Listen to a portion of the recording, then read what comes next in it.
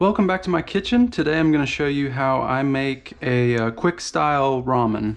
I'm going to show you how I make the broth and the noodles that I use and the vegetables that I like to include in it. So we're going to get started here for the broth. I've got some ginger here and just going to get some of this skin off. I'm not really worried about getting it all off because we're going to do this ginger and garlic. I'm just going to slice it. We're gonna do this in a pot, and I'm just gonna basically put it in some oil and saute it up a little bit before we then add the water and the other ingredients for the broth.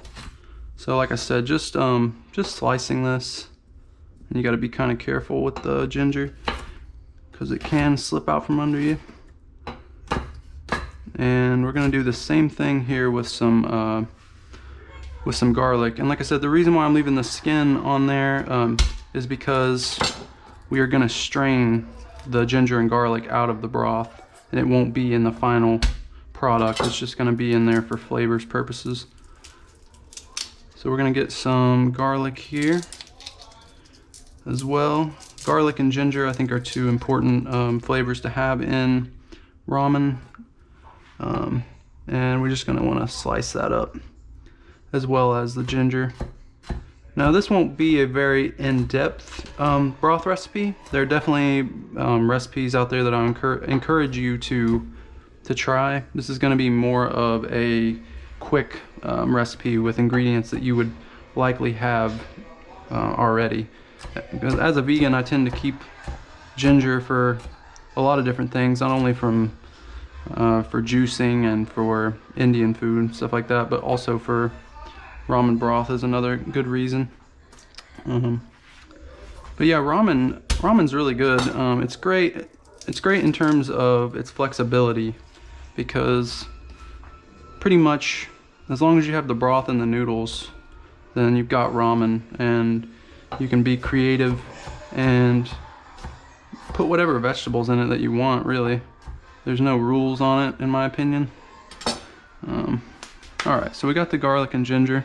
We've got this a little sauce pot over here heating up on about a medium low, and I'm going to add a little bit of grapeseed oil just to get that stuff started.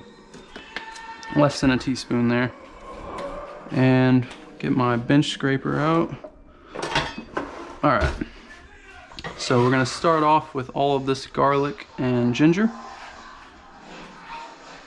And this is going to be about 4 cups of ramen broth that we're making here. So I won't use it all for the ramen that I'm making today, but I'll store the broth and come back to it and use it throughout the week. Ramen's just a really good dish that you can make in 10 to 20 minutes in the evening. It's really filling and very comforting. Like I said, with this garlic and ginger here, this isn't going to stay in the dish. It's just simply in there for flavor. We're going to extract all of the nice oils and flavors of the garlic and ginger out into the broth. So while that's going, I'll show you the other ingredients here that we're going to need. Aside from 4 cups of water, we're going to use a little bit of tamari, a little bit of rice vinegar, some what would essentially be sriracha. This one in particular is a jalapeno sauce, similar to sriracha though. And this, which is a vegetarian better than bouillon. This is actually vegan as well as vegetarian. It's made from basically from all seasoned vegetables. And this one is made to taste like chicken. And I get this at my health food store. And I'm probably going to use the rest of it that's in there because it's running out. But this stuff gives it a really intense chicken flavor. So I'm going to take this stuff and set it over here. And we don't want to burn the garlic or the ginger. We just want to cook it a little bit. Develop a little bit of flavor on it. Okay, that's pretty good. So in we'll go with our 4 cups of water here.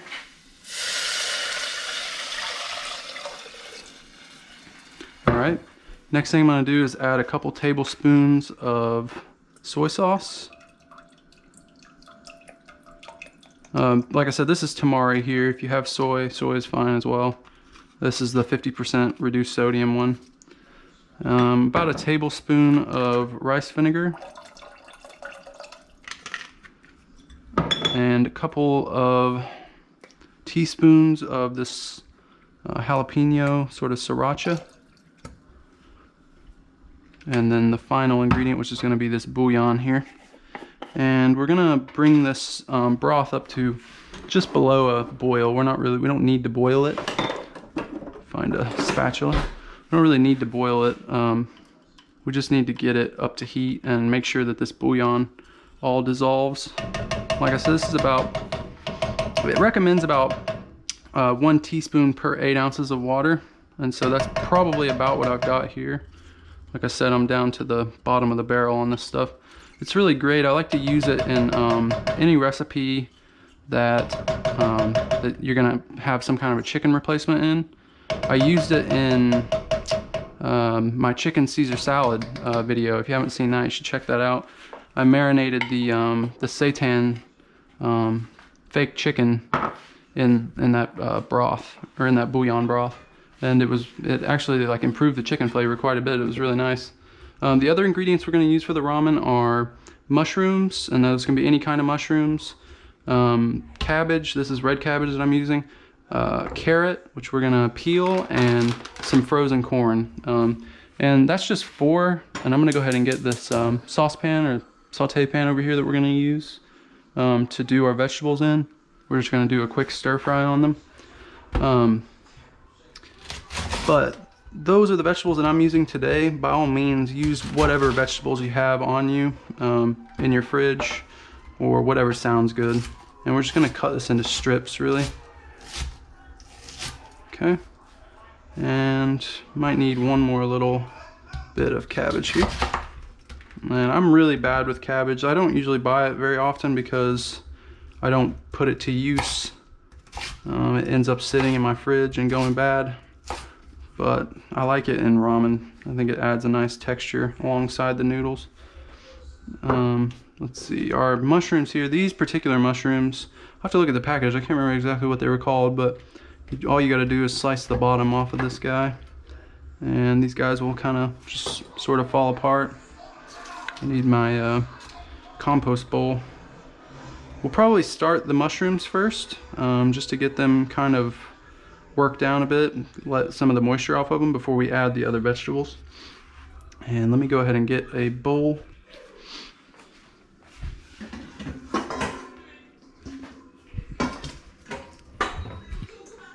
Get something for this compost here.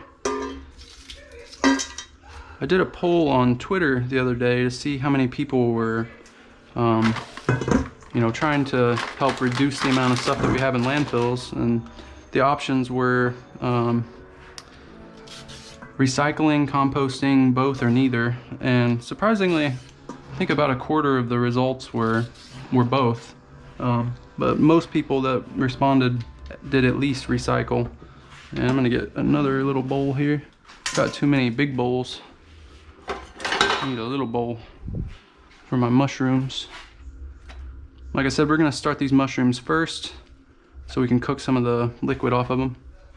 But a lot of people there wasn't a ton of people that responded to the poll, but out of all the people that did, I was surprised at the amount of people that do actually compost.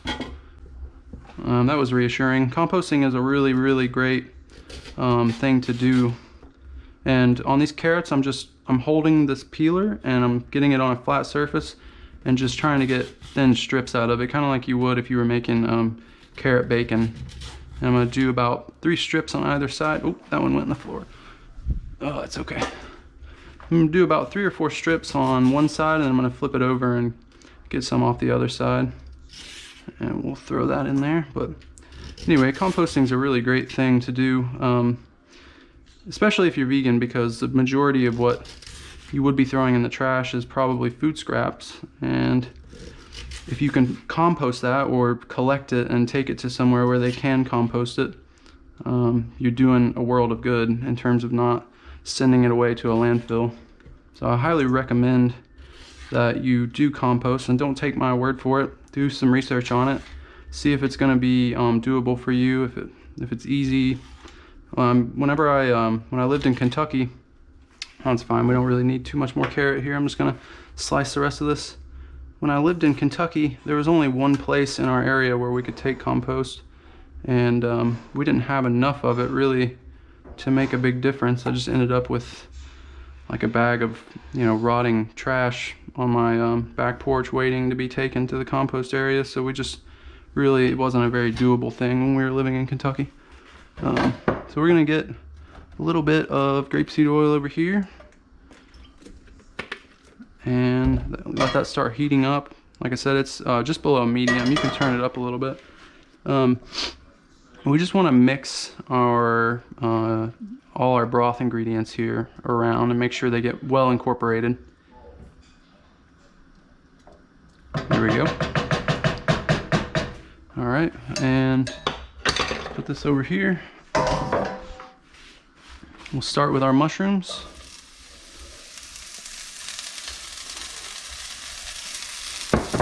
And with mushrooms, you really want to cook them on a slightly high heat because you want that moisture when it comes out of the mushroom, because mushrooms are full of moisture. You want that moisture when it comes out of the mushroom to hit the pan and just immediately sort of cook off. And we want to kind of get these, because mushrooms, depending on how you cook them, if you don't get the moisture out of them and they kind of, if they kind of sit in their own moisture, they get very mushy, and the consistency of them are not pleasing, in my opinion. But if you get a good heat going, as you're cooking these down and as it's letting moisture out, the moisture will automatically kind of steam from the high heat. And you can see here that we don't have any water in the pan, but we can hear the sizzle, so we know that water is coming out of the mushrooms. We're just going to get a little bit of color on these. Right around medium heat right now is where I'm at, and some of them are in clusters. Like I said, you can use any mushroom for this. Any mushrooms you have left over, maybe you didn't eat them all, you just want to find a use for them. You can do the baby bellas, you know, portobellas, or shiitakes, or oyster mushrooms, whatever. Whatever you like. Okay. That looks pretty good, to be honest. Start adding in some of our other ingredients. With the carrot and the cabbage, I'm going to go cabbage next. You really don't need to cook this that much. So whenever you finish your stir fry here, you can just kind of turn the heat off and set it to the side and get your broth ready. I'm going to go ahead and throw the carrots in as well. And I probably could do more carrot than that, but I think just for the purposes of the video, it'll be alright. I'm going to drop this down to a low a little bit. Like I said, the carrots and the cabbage don't need to cook very much. It's really just mainly the mushrooms that I want to develop a little color on and get some nice flavor on. And you can even take a bit of this broth here, starting to boil now, and just kind of flavor the vegetables with it. There we go. So now that the broth has pretty much almost come to a boil and it's simmering, I'm just going to drop the heat on it down to a low. And I've got the heat on my stir fry here on a low. Go ahead and add the corn. And anytime you're making, anytime you're doing a stir fry, you just kind of want to think about the order in which you add your vegetables in. You want to put whatever's going to take the longest to cook in first and work your way down from that. Things like carrot strips and pieces of cabbage that are not very thick, they don't take very long to cook, and so you don't really want to cook them down into like a mush or anything, because you really don't even need to cook the carrot strips in particular, because they are pretty much edible as they are. Alright, so now that broth is good, we're going to get a strainer. And like I said, we're going to strain out the broth. And I'm going to use this bowl here. Put my strainer in. And just strain out the garlic and the ginger. Because you really don't want to... I mean, you could leave probably the garlic in, but the ginger would be a pretty intense flavor. that you probably don't want to bite down on a piece of ginger when you're eating ramen. I can't imagine that would be very desirable. Just pour the broth back in. Okay, and we'll get our noodles now. So I'm going to show you what noodles I use. By all means, use whatever you have. You could even use the dry packets of Top Ramen, and just boil it in the broth over there. But this is yakisoba, Japanese style stir fry noodles, and they're really easy. They're already pre-cooked. I'm gonna get out 2 packages because that's how much we're gonna have. It comes 3 to a pack, but all you're gonna do is open it up, and they just need to be put into hot water to come back to life. So we're just gonna drop that into our broth. And like I said, if you have the dry, dehydrated ramen noodles, just bring that water up to a boil and cook according to the instructions. And you can just cook them right in the broth. No worries whatsoever. So, all right. So our stir fry here is looking pretty good. And got some nice color in there on those mushrooms, and it looks really pretty with the purple and yellow and orange and all those vibrant colors. And you can season that up with a bit of salt and cook it up a little bit more. Anyway, the noodles, like I said, they really just need to be reheated and broken apart. So just work these noodles in. If you're using the dry noodles, boil the broth and cook them according to package instructions. But all I'm gonna do here is just work these noodles through. And those yakisoba noodles weren't terribly expensive. It was $3 or $4 for a package of 3 servings of ramen. It's definitely, you know, not as cheap as buying Top Ramen, but you're getting a higher quality noodle, and you're also kind of slightly paying for convenience in that they're already pre-cooked.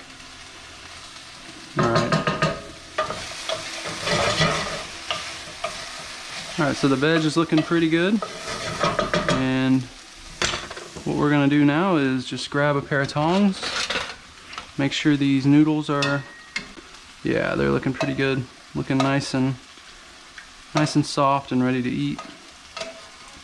And I don't really have a proper ramen bowl, but this is a pretty large glass bowl here that I'm going to use. It's really, I think, one of the best parts about ramen is the broth itself. You want a sippable, drinkable broth. But I'll probably make this whole bowl with all the noodles I made and share it with Rachel. So let's do that. Cut the heat on that and the broth. And I'm gonna grab some vegetables. And you can plate this up really nice or real pretty, however you want. I tend to just throw everything on here. This is a quick ramen anyway, after all. Alright. And last but not least, we're gonna pour a little bit of broth in here. As much as you want there of the broth. And just finish it off with a couple more pieces here. There we go. And I'll clean up my area here so we can show it off.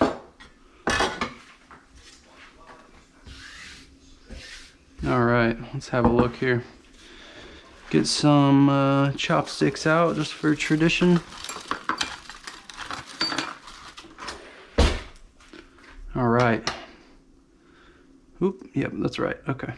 So we've got our cabbage, our mushrooms here, our carrots, our corn. Gonna reach in and get a good chunk of noodles. And I'm not very good at chopsticks. You can see the steam coming off of that. And I can smell the broth, the ginger and the garlic in there along with that chicken bouillon.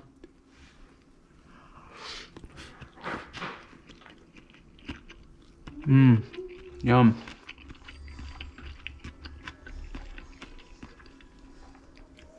Mmm. Oh yeah. It's perfect. You could add some greens to this as well. I had some kale in the fridge, but I decided against it this time, but also maybe some green onions on top would be nice. Just kind of use what you got.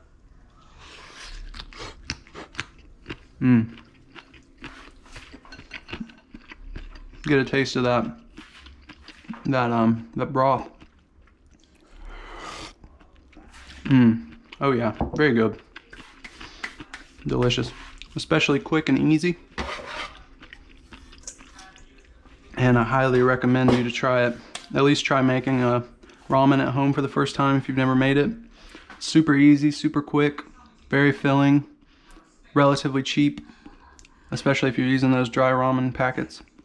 So yeah, hope you enjoyed this recipe, and if you want to see more daily vegan content, subscribe to my channel and give me a thumbs up down there, and let me know in the comments if there's anything you'd like to see cooked here. So thanks for hanging out in my kitchen, and I'll catch you on the next one.